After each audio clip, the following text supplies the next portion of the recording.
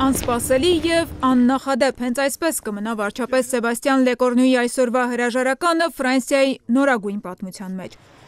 Մինչ օրս կառավարության որևէ առաջնորդ պաշտոնից չէր հեռացել այդքան արագ ու անակնկալ, սեփական կաբինետի ձևավորումից ընդամենը 14 ժամ անց, էլ ավելի խորացնելով քաղաքական ճգնաժամը Եվրագոտու երկրորդ խոշորագույն երկրում։ En ce lundi matin, les conditions Այս երկուշաբթի առավոտվա դրությամբ այլևս չկան պայմաններ, որոնք թույլ կտան ինձ կատարել վարչապետի պարտականությունները։ d'aller devant l'Assemblée nationale. Լեկորնուի կառավարությունն ամենակարճ կյանքն ունեցավ Ֆրանսիայի պատմության մեջ և տապալվեց նախարարական առաջին նիստից ժամեր առաջ։ Գրեթե մեկ ամիս առաջ նշանակված վարչապետը պնդեց համագործակցությունից ոչ միայն ընդդիմախոսները, այլև դաշնակիցներն են հրաժարվել։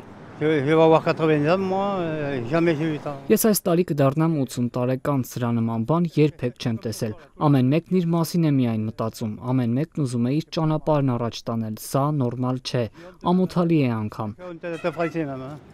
Ներքաղաքական աննախադեպ այս ճգնաժամը խորանում է անցած տարվանից, երբ նախագահ Մակրոնը լուծարեց խորհրդարանը իր քաղաքական դիրքերն ամրապնդելու հույսով, բայց արդյունքում հայտնվեց էլ ավելի խոցելի վիճակում։ Խորհրդարան անցած ուժերից որևէ մեկը մեծամասնություն չստացավ, աչերի, ազգայնականների և կենտրոնամետների տարաձայնություններն էլ ստիպեցին մեկ տարում 3 վարչապետի հրաժարական տալ։ Լեկորնուի այսօրվա վերջին խոսքը հնչեց պատգամի նման։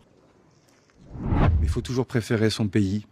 à son parti. Պետք է երկրից շահը վերդասես կուսակցությունիցդ և կարողանալով լսել աջակիցներիդ, միաժամանակ մշտապես մտածես Ֆրանսիայի ժողովրդի մասին։ Շնորհակալություն, շնորհակալ եմ ձեզ։ Et aux Français.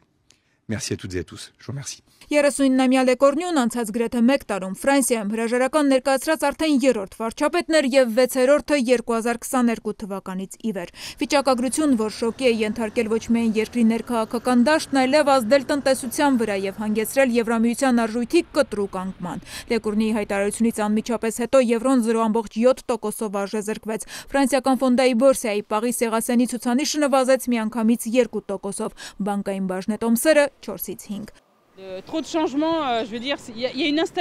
Շատ անկայուն իրավիճակ է և դա սթրես է ստեղծում, անհանգստություն առաջացնում հանրության շրջանում։ Մենք ստիպված ենք լինելու իսկապես նստել, մտածել և համատեղ խորհրդածել, որպեսզի կարողանանք պարզ ասած ճիշտ որոշումներ կայացնել այս իրավիճակից դուրս գալու համար։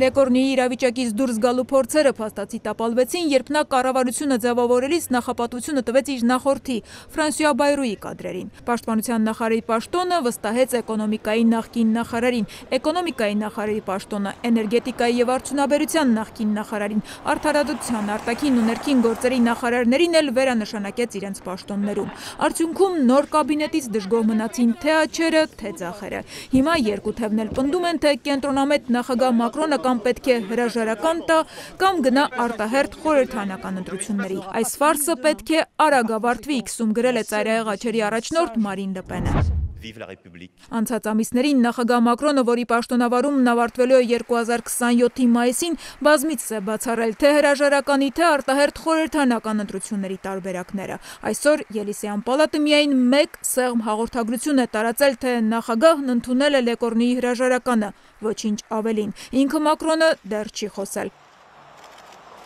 Տեղական հեռուստաընկերություններից մեկը միայն ցուցադրել է կադրեր, որտեղ երևում է, ինչպես է նա ինչ-որ մեկի հետ հեռախոսով զրուցելով, միայնակ քայլում Սեն գետի ափով։